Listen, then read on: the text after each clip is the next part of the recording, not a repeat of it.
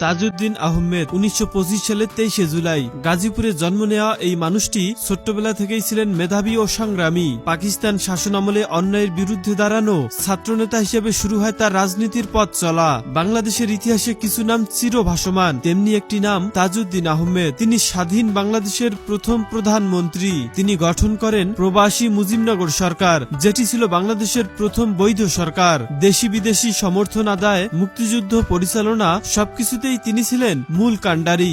স্বাধীনতা অর্জনের পরও তিনি অব্যাহতভাবে কাজ করে গেছেন একটি ন্যায়ভিত্তিক ও গণতান্ত্রিক বাংলাদেশ গড়তে। কিন্তু দুর্ভাগ্যক্রমে ১৯৭৫ সালে তাকে পৃথিবী থেকে চিরতরে সরিয়ে দেওয়া হয়। তিনি জাতীয় চার নেতার মধ্যে একজন। তাজউদ্দিন আহমেদ শুধু একজন রাজনীতিবিদ নন, তিনি ছিলেন দূরদর্শী, সৎ ও আত্মত্যাগী। তার রেখে যাওয়া সন্তানদের নাম শারমিন আহমেদ রিপি, শিমিন হোসেন রিমি, মাহাজাবিন আহমেদ মিমি ও সর্বকনিষ্ঠ সন্তান সোহেল তাজ।